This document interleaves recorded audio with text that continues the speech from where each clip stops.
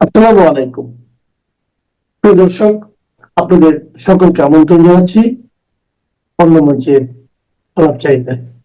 এবার ভারত বাংলাদেশ সম্পর্ক নিয়ে রাশিয়ার বার্তা। আজ সোমবার সকালে 2025 সালের রাজনৈতিক ফলাফল শীর্ষক একটি সংবাদ সম্মেলন আয়োজন করে ঢাকাস্থ রাশিয়ান দূতাবাস। এই সংবাদ সম্মেলনে রাশিয়া বাংলাদেশ সম্পর্ক, রাশিয়া বাংলাদেশ উন্নয়ন অবকাঠামো, রাশিয়া বাংলাদেশ শিক্ষা, বিশেষ করে শিক্ষার্থীদের পড়বার আগ্রহ রাশিয়াতে এবং সংস্কৃতি, নানা রকম শিক্ষামূলক কর্মসূচি নিয়ে আলাপ হয়। সাংবাদিকদের সঙ্গে কথা বলেন রাশিয়ান দূতাবাসের কর্মকর্তারা এবং রাশিয়ান রাষ্ট্রদূত আলেকজান্ডার খোজিন, এবং অনেক কথা হয়েছে। এর মধ্যে খুব গুরুত্বপূর্ণ একটি কথা যে ভারত এবং বাংলাদেশের সম্পর্ক বিষয়। আপনারা জানেন যে পরিবর্তিত নয়া বাংলাদেশের ভারতের সাথে সম্পর্কটা কোন পর্যায়ে, এবং শুধু ভারতের সাথে না, রাশিয়ার সাথেও সম্পর্ক খারাপ করে ছেড়েছে বর্তমান অন্তর্বর্তীকালীন সরকার। কিন্তু নতুন করে আবার এই যে কয়েকদিনের ঘটনা প্রবাহে ভারতের সাথে যেন গায়ে পড়ে ঝগড়া লাগানোর একটা পায়তারা চলছে।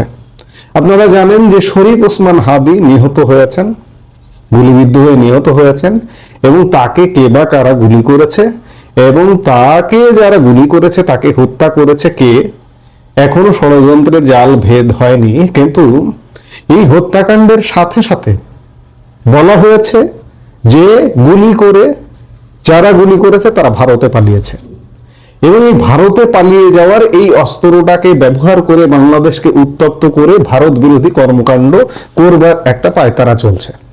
অথচ এই আসামি যে কোথায় আছে, আজকে স্বয়ং স্বরাষ্ট্র উপদেষ্টাও বলতে পারেননি যে তিনি কোথায়। সাংবাদিকরা তাকে জিজ্ঞেস করেছে, আজকেও তিনি সাংবাদিক সম্মেলনে অংশ নিয়েছিলেন তাদের মন্ত্রণালয়ে আইন শৃঙ্খলা কমিটির মিটিং শেষে। সেখানে সাংবাদিকরা যদি জিজ্ঞেস করেন যে তাকে যে আসামি কোথায়, স্বরাষ্ট্র উপদেষ্টার উত্তর ছিল যে আসামি কোথায় সেটি জানলে তো তাকে এতক্ষণে গ্রেপ্তার করে ফেলতে পারতাম। অর্থাৎ স্বয়ং সরকার জানে না যে আসামি আসলে কোথায়, কিন্তু ভারতে আছে এমনটা বলে ভারতের বিরুদ্ধে উস্কানি দিয়ে উত্তপ্ত পরিস্থিতি তৈরি করবার চেষ্টা চলছে। আর এই আবহে ভারতের পরীক্ষিত এবং অকৃত্রিম বন্ধু রাশিয়া, শুধু তাই নয়, বাংলাদেশেরও পরীক্ষিত বন্ধু মুক্তিযুদ্ধ থেকে শুরু করে আজ পর্যন্ত, এবং অকৃত্রিম বন্ধু রাশিয়া সাংবাদিক সম্মেলন করলেন 2025-এর রাজনৈতিক পরিস্থিতি নিয়ে। এই সাংবাদিক সম্মেলনেই রাশিয়ান রাষ্ট্রদূত ভারত এবং বাংলাদেশের সম্পর্ক নিয়ে একটা মোটামুটি বার্তা দিয়েছেন। সাধারণ নির্বাচনের আগে অশান্ত বাংলাদেশে শান্তি ফিরুক, এমনটাই চায় রাশিয়া। এর পাশাপাশি ভ্লাদিমির পুতিনের দেশ চায় নয়াদিল্লির সঙ্গে দ্বিপাক্ষিক সম্পর্ক যত দ্রুত সম্ভব স্বাভাবিক করুক বাংলাদেশ। আমি আগেই বললাম যে আজ সোমবার সংবাদ মাধ্যমের মুখোমুখি হয়েছিলেন বাংলাদেশের নিযুক্ত রুশ রাষ্ট্রদূত আলেকজান্ডার গ্রিগোরাইভিচ। সেখানেই তিনি রাশিয়ার অবস্থান স্পষ্ট করে দিয়ে জানান যে তারা চান সাধারণ নির্বাচনের আগে বাংলাদেশে তৈরি হওয়া অস্থিরতার অবসান হোক এবং নির্বাচনের সহায়ক একটি গঠনমূলক পরিবেশ তৈরি হোক। রুশ রাষ্ট্রদূত জানান দ্বিপাক্ষিক সম্পর্কে পারস্পরিক বিশ্বাস এবং আস্থা জরুরি। তিনি এও জানান যে দুই দেশের দ্বিপাক্ষিক সম্পর্ককে হস্তক্ষেপ করতে চায় না মস্কো।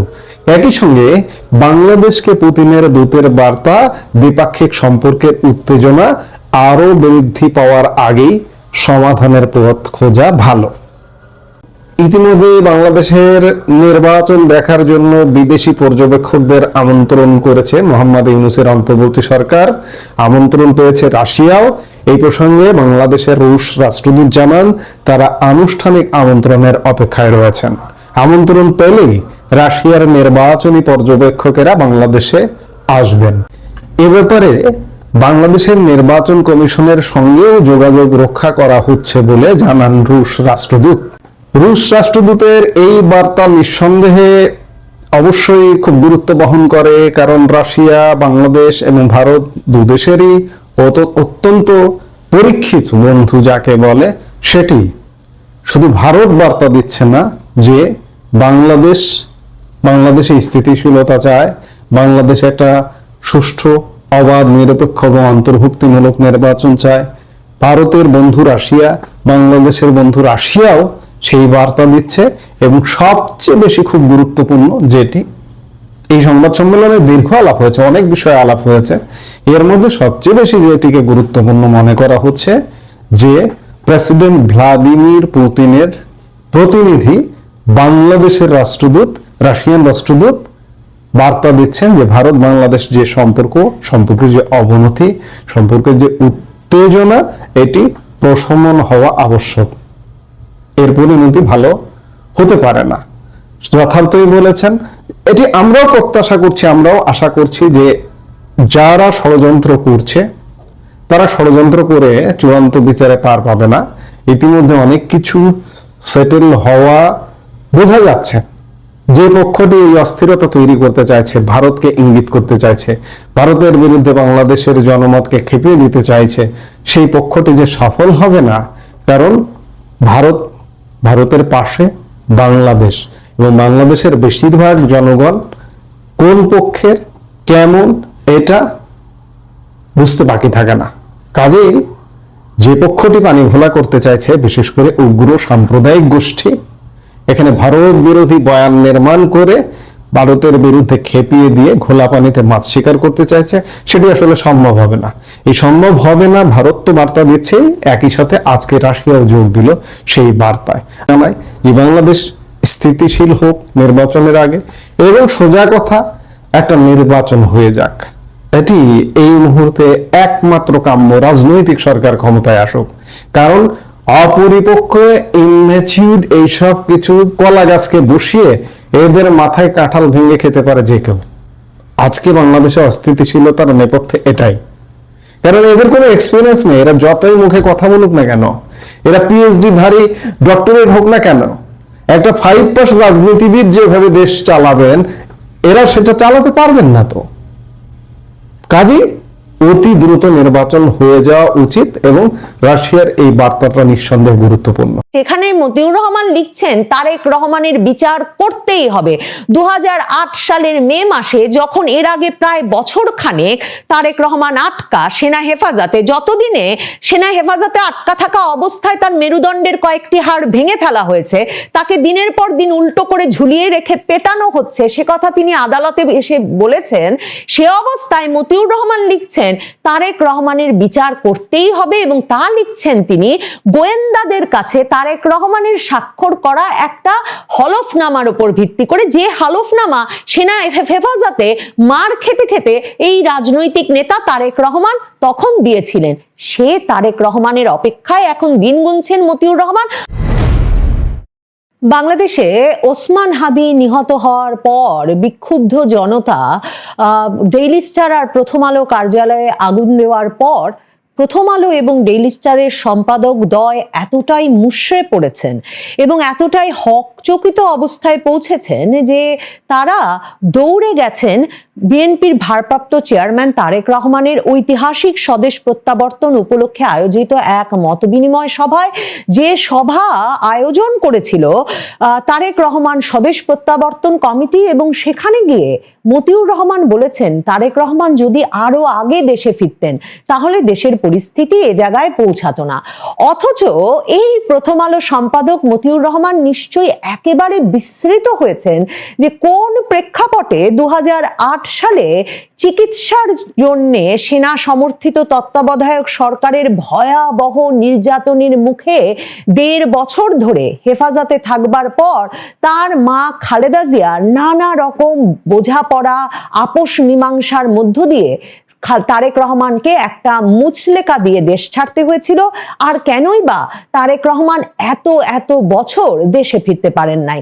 মতিউর রহমান ভুলে গেছেন তার এবং মাহফুজা নামের প্রথম আলো এবং ডেইলি স্টারের সেই ঘটনায় সক্রিয় অংশগ্রহণের বিষয়টিও।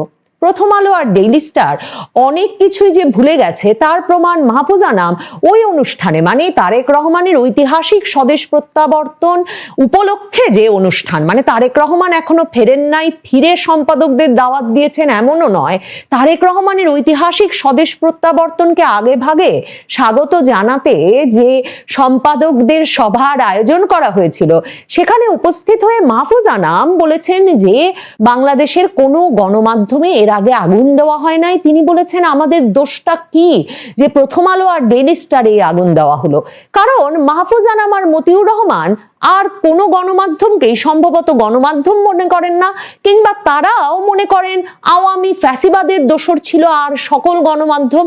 কাজেই তারা যেমন তারেক রহমানের ঐতিহাসিক স্বদেশ প্রত্যাবর্তন উপলক্ষে আয়োজিত সভায় গেলেও কারো দোসরে পরিণত হন না, তেমনি সেই 2007 সালে ইউনূসের রাজনৈতিক দল গঠনে সক্রিয় সমর্থন, 2007 সালে সেনা সমর্থিত তত্ত্বাবধায়ক সরকার আনার প্রেক্ষাপট তৈরি, কিংবা এরপর ওই সরকারের বছর দুয়েকের যে এক রকমের অগণতান্ত্রিক শাসন ব্যবস্থা এবং রাজনৈতিক নেতৃবৃন্দ এবং দলগুলোর উপর যে নিপীড়ন, সেগুলোর সরাসরি সমর্থক হিসেবে আবির্ভূত হলেও সত্য মিথ্যা গোয়েন্দা তথ্য ভিত্তিক সংবাদ পরিবেশন করলেও নিজেদেরকে কারো দোসর যেহেতু মনে করেন না, কাজেই তারা বলছেন আর কারো কোনো ভবনে নাকি বাংলাদেশের এত বছরের ইতিহাসে আগুন দেওয়া হয় নাই। অথচ 5ই আগস্ট আমরা জানি 71 টিভি, ATN সহ নানা রকম টেলিভিশনে আগুন দেওয়া হয়েছে,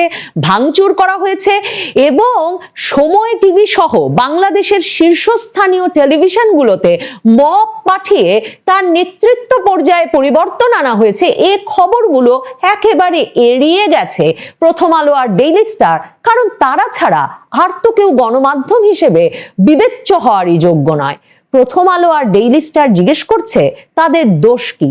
এখন প্রশ্ন ওঠে, যদি আওয়ামী লীগের নেতা কর্মীদের বাড়ি ঘর ভাঙচুর, তাদের পরিবারের যে কোনো সদস্যের বাড়ি ঘর ভাঙচুর, আগুন দেওয়া, সেগুলো সবই যুক্তিযুক্ত হয়, যদি বিক্ষুব্ধ জনতা ক্ষোভের বহিঃপ্রকাশ হিসেবে দফায় দফায় 32 নম্বর ভাঙতে যেতে পারে, দফায় দফায় বাংলাদেশের মুক্তিযুদ্ধের সকল স্মারক ভাস্কর্য, বঙ্গবন্ধুর সকল ভাস্কর্য ভেঙে ফেলতে পারে, তাহলে প্রথম আলো এবং ডেইলি স্টার, যাকে সেই বিক্ষুব্ধ জনতার পক্ষটি যারা কিনা ওই বিষয়গুলোকে আওয়ামী ফ্যাসিবাদের চিহ্ন বলে মনে করে, তারা প্রথম আলো আর ডেইলি স্টারকে ভারতপন্থী হিসেবে চিহ্নিত করে, তারা প্রথম আলো এবং ডেইলি স্টারকে ভারতের চর দালাল হিসেবে অভিহিত করতে চায়, তাহলে বিক্ষুব্ধ জনতা এসে সেটাই বা ভাঙলে বা আগুন দিলে দোষ কোথায়? মানে ক্ষোভের বহিঃপ্রকাশ যদি বাংলাদেশের রীতি সিদ্ধ হয়, আইন সিদ্ধ হয়, তাহলে যার যেমন বিক্ষোভ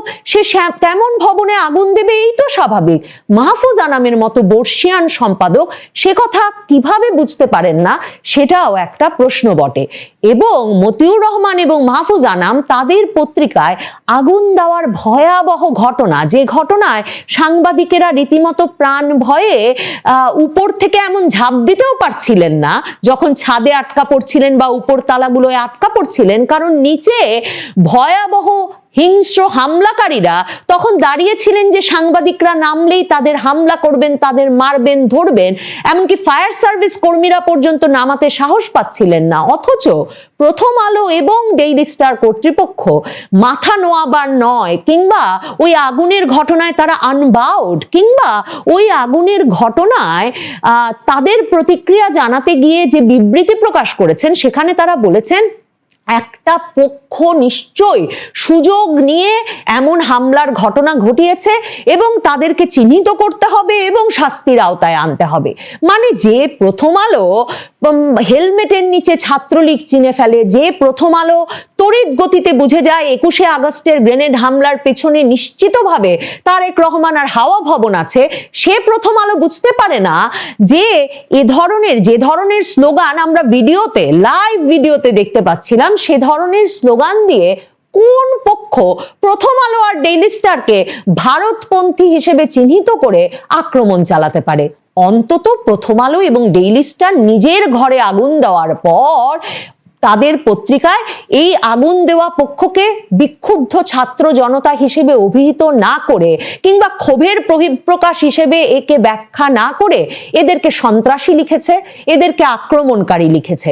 তবে বলেছে এসবই একটা পক্ষের ষড়যন্ত্র, নির্বাচন বানচাল করবার জন্য এবং দেশের ভাবমূর্তিকে আন্তর্জাতিক মহলের সামনে ক্ষুণ্ণ করবার জন্য। তার মানে 15 মাস ধরে এর আগে যত ভাঙচুর হয়েছে, দিনের পর দিন, রাতের পর রাত, বুলডোজার নিয়ে বারবার আগুন দিয়ে ভাঙচুর করে, তাতে কখনো বাংলাদেশের ভাবমূর্তি ক্ষুণ্ণ হয় নাই। এখন মতিউর রহমান গিয়ে তারেক রহমানের স্বদেশ প্রত্যাবর্তন কমিটির সভায় গিয়ে বলছেন তারেক রহমান যদি আগে দেশে ফিরতেন তাহলে পরিস্থিতি এত খারাপ হতে পারতো না। আর তারা প্রথম আলোর যে জরিপ করেছেন সে জরিপে স্পষ্টতই উঠে এসেছে যে বিএনপি আগামী নির্বাচনে বিজয়ী হবে এবং তারা ওই জরিপ বিষয়ে যথেষ্ট কনফিডেন্ট, আত্মবিশ্বাসী। কাজেই তারেক রহমান দেশে ফিরলে একটা যে রাজনৈতিক শূন্যতা সৃষ্টি হয়েছে দীর্ঘ 15 বছর, সেই শূন্যতা মিটে যাবে। এখন ভাবুন তো, সেই 2007-8 সালের কথা মনে করুন। এই প্রথম আলো, ডেইলি স্টার ক্রমাগত লিখছে যে কিভাবে বাংলাদেশের রাজনৈতিক নেতা নেত্রীরা, বিশেষ করে প্রধানমন্ত্রী খালেদা জিয়ার পুত্র তারেক রহমান হাওয়া ভবন সংগঠনের মাধ্যমে, হাওয়া ভবন প্রতিষ্ঠার মাধ্যমে রাজনৈতিক দুর্নীতি প্রতিষ্ঠা করে ফেলেছেন, একটা প্রাতিষ্ঠানিক রূপ দিয়েছেন, এবং কিভাবে প্রধানমন্ত্রী খালেদা জিয়া পুত্র তারেক রহমানকে বিচারের আওতায় আনা সেনা সমর্থিত তত্ত্বাবধায়ক সরকারের প্রথম দায়িত্ব হওয়ার কথা। মনে করে দেখুন, এই মতিউর রহমান এই বিএনপির সভায় গিয়ে বলে বসেছেন যে গত 15-16 বছর শেখ হাসিনা সরকার তাদের উপর যে অত্যাচার করেছেন সেরকম অত্যাচার নাকি আগে আর কখনো হয় নাই। বিশেষ করে সামরিক গোয়েন্দা সংস্থা ডিজিএফআই এর নাক গলানোর বিষয়টা নাকি মানে একেবারে সবচেয়ে নতুন ছিল শেখ হাসিনা সরকারের সময়, এবং সেটা সবচেয়ে ভয়াবহ ছিল। মানে তারেক রহমান বিষয়ে এখনো আর্কাইভে বিভিন্ন জনের কাছে আছে, সামাজিক যোগাযোগ মাধ্যমে পিনাকি ভট্টাচার্য সহ নানা জনে শেয়ার করেছেন মতিউর রহমানের ওই কথা শুনে, যেখানে মতিউর রহমান লিখছেন তারেক রহমানের বিচার করতেই হবে। 2008 সালের মে মাসে, যখন এর আগে প্রায় বছর খানেক তারেক রহমান আটকা সেনা হেফাজতে, যতদিনে সেনা হেফাজতে আটকা থাকা অবস্থায় তার মেরুদণ্ডের কয়েকটি হাড় ভেঙে ফেলা হয়েছে, তাকে দিনের পর দিন উল্টো করে ঝুলিয়ে রেখে পেটানো হচ্ছে, সে কথা তিনি আদালতে এসে বলেছেন। সে অবস্থায় মতিউর রহমান লিখছেন তারেক রহমানের বিচার করতেই হবে, এবং তা লিখছেন তিনি গোয়েন্দাদের কাছে তারেক রহমানের স্বাক্ষর করা একটা হলফনামার উপর ভিত্তি করে, যে হলফনামা সেনা হেফাজতে মার খেতে খেতে এই রাজনৈতিক নেতা তারেক রহমান তখন দিয়েছিলেন। সে তারেক রহমানের অপেক্ষায় এখন দিন গুনছেন মতিউর রহমান, আর বলছেন ডিজিএফআই এর ব্যবহার সংবাদ মাধ্যমকে নিয়ন্ত্রণের জন্য তিনি শেখ হাসিনার আমলের আগে কখনো দেখেন নাই। মাহফুজা নামের পত্রিকায় কাজ করা সাংবাদিক তাসনিম খলিল, যিনি কিনা পরে আয়নাঘর নাম দিলেন ডিজিএফআই এর বন্দিশালার, সেই তাসনিম খলিল মাহফুজা নামের পত্রিকায় কলাম লেখার জন্য তাকে সেনা হেফাজতে নিয়ে যাওয়া হলো, এবং তখন মাহফুজা নাম, আমি তখন বিবিসি বাংলায় কাজ করি, উনি সাক্ষাৎকার দিয়ে সাথে সাথে বললেন যে না না, এই তাসনিম খলিলকে আমার পত্রিকায় কাজের জন্য ধরে নাই, উনি অন্য অনেক রকম লেখালেখি করেন ব্লগে, সেজন্যই ধরেছে বলে তিনি হাতটা ঝেড়ে ফেললেন।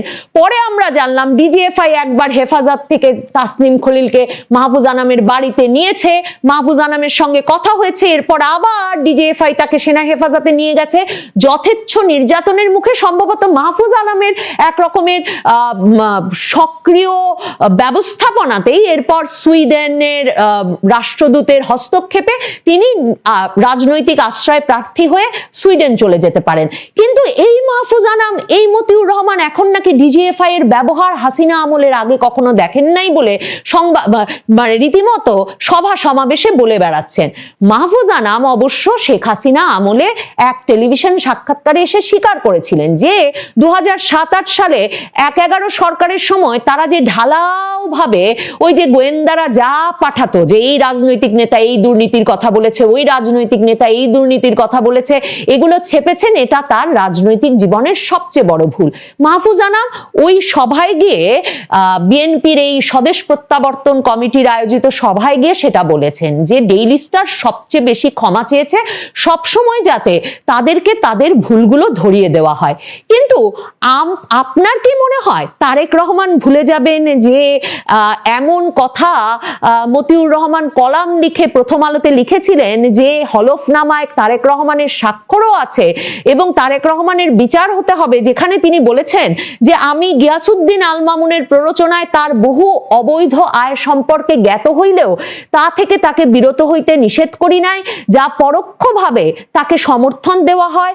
তার ওয়ান গ্রুপের সকল প্রতিষ্ঠানে সে আমাকে মৌখিকভাবে সাথে রাখে এবং এই প্রতিষ্ঠানগুলো গড়তে সে বিভিন্নভাবে অবৈধ আয় করে, আর এই অবৈধ আয় থেকে সে আমাকে আমার রাজনৈতিক খরচের নামে বিভিন্ন সময় অর্থ প্রদান করে। মানে ওই লেখাটার তারেকের দুর্নীতির বিচার হতে হবে। মতিউর রহমানের নিজ নামে প্রকাশিত ওই মন্তব্য প্রতিবেদনের লাইনে লাইনে তারেক রহমানের যে গুণপনার বর্ণনা মতিউর রহমান তুলে ধরেছেন সেই গুণ, এবং মনে রাখবেন এই গুণপনার বর্ণনা তিনি পেয়েছেন ডিজিএফআই থেকে সরবরাহকৃত তারেক রহমান স্বাক্ষরিত হলফনামার মাধ্যমে, যেটা কিনা সেনা হেফাজতে পেটাতে পেটাতে তারেক রহমানকে গ্রহণ করা হয়েছিল। এই তো মতিউর রহমান মাহফুজ আনামদের নিরপেক্ষ সাংবাদিকতার দশা।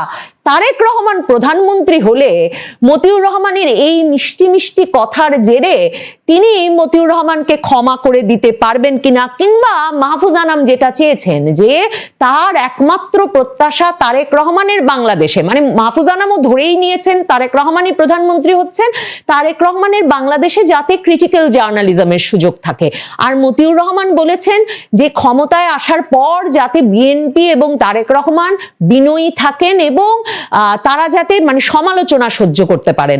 এখন বলা মুশকিল যে যাদের সাংবাদিকতার জেরে, মানে যাদের সংঘবদ্ধ একেবারে সংস্কার কর্মসূচির অংশ হিসেবে তারেক রহমানকে মেরুদণ্ড ভেঙে বিদেশ পাঠানো হলো এবং তারপর থেকে বিএনপির রাজনীতি এত ঘোরতর দুর্দিনে পড়লো, সেই তারেক রহমান যখন সত্যি এবার ক্ষমতায় আসবেন, প্রথম আলো বলছে তাদের জরিপ অনুযায়ী কোনো সন্দেহ রাখারই অবকাশ নাই যে তারেক রহমানই প্রধানমন্ত্রী হচ্ছেন, তখন তারেক রহমান বিনয়ী থাকতে পারবেন কিনা, কিংবা মতিউর রহমান মাহফুজ আনামকে সত্যিকার অর্থে ক্রিটিক্যাল জার্নালিজম করতে দেবেন কিনা।